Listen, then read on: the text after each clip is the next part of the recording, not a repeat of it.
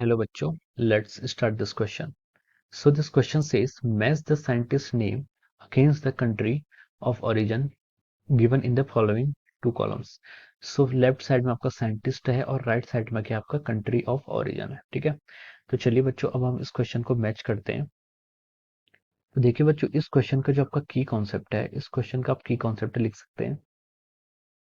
देखिए यहाँ पर हमें साइंटिस्ट और कंट्री ऑफ ओरिजिन को क्या कराना है, मैच कराना है। ठीक है, तो देखिए ये आपका जो ये चैप्टर होता है, ये आपका फिजिक्स की फर्स्ट जो आपकी 11th क्लास की फिजिक्स की बुक होती है, तो ये उसका क्या होता है, फर्स्ट चैप्टर होता है। ठीक है, तो इसको हम बोल सकते हैं ये आपका आ सकता है, ये आपका फिजिकल वर्ल्ड वाले चैप्टर में आता है। ठीक है, तो इसको हम फिजिकल वर्ल्ड वाली कैटेगरी में यहाँ पर पुट करेंगे। ठीक है, फिजिकल वर्ल्ड की कैटेगरी में हम इस क्वेश्चंस को क्या करेंगे, पुट करेंगे, जिस पर हमारा साइंटिस्ट का नेम, उनकी discoveries, laws of physics and उनकी जो अलग अलग ब्रांच होती हैं, वो सब चीज हम इसी में स्टडी करते हैं फिजिकल वर्ल्ड में।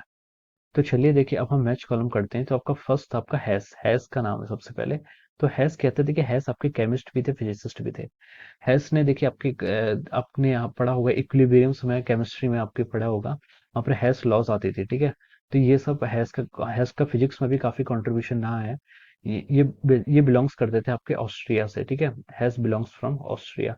इनका क्या आपका फिजिक्स में भी रहा है, इन्होंने कॉस्मोलॉजी और एस्ट्रोफिजिक्स के फील्ड में काफी काम किया है। और जो थर्ड आता है वो है, जो सेकंड है आपके, वो है आपके रोइंगटन। रोइंगटन का नाम काफी फेमस है, रोइंगटन एक्सरेस के लिए जाने जाते हैं। और जो रोइंगटन की आपकी जो कंट्री ऑफ ओरिजिन है, रोइंगटन की आपकी कंट्री ऑफ ओरिजिन है आपकी जर्मनी। रोइंगटन कहाँ से बिलोंग्स करते थे, आपके जर्मनी से बिलोंग करते थे। ठीक है, उसके बाद आता है आपका गैलीलियो, द ग्रेट गैलीलियो। ठीक है, the great Galilei Galileo. Galilei Galileo आपको पता होगा, आपने इनकी हिस्ट्री पढ़ी होगी। यहीं से आई थिंक आपकी जो न्यूटोनियन मैकेनिक्स से स्टार्ट होती है, from the Italy, the leaning tower of पिसा। तो वो सब आपका यहाँ पर गैलीली से ही रिलेटेड है। अब नेक्स्ट है आपका is Isaac Newton. Isaac Newton, ठीक है, आइजक न्यूटन आपके कैम्ब्रिज से बिलोंग करते थे, आपने पढ़ा होगा उनकी थ्योरीज में। कैम्ब्रिज आपकी इंग्लैंड शहर है। ठीक है, तो इनका जो प्लेस ऑफ ओरिजिन है आइजक न्यूटन का, वो इंग्लैंड से बेसिक करते हैं। ठीक है, न्यूटन एक काफी अच्छे फिजिसिस्ट थे, जिन्होंने physicist as well as physicist से पहले मैथमेटिशियन थे।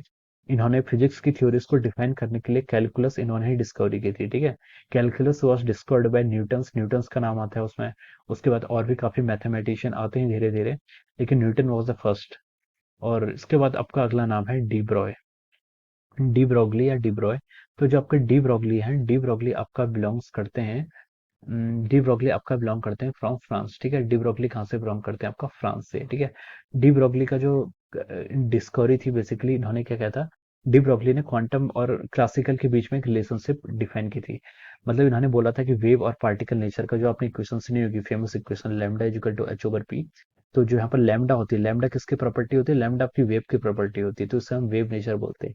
और जो मोमेंटम होता है, ये क्या होती है, आपकी पार्टिकल की प्रॉपर्टी होती है। ठीक है, तो इन्होंने जो पार्टिकल और वेव के बीच में जो एक रिलेशनशिप एस्टेब्लिश की थी, उसी के लिए इनको जाना जाता है। ठीक है, और थर्ड और जो सॉरी जो सबसे लास्ट है, वो आपका J Bardeen. J Bardeen is the man of communication कहते हैं इन्हें। ठीक है, इन्होंने आपका कम्युनिकेशन या फिर ट्रांजिस्टर, इन्होंने ट्रांजिस्टर डिस्कवर किया था।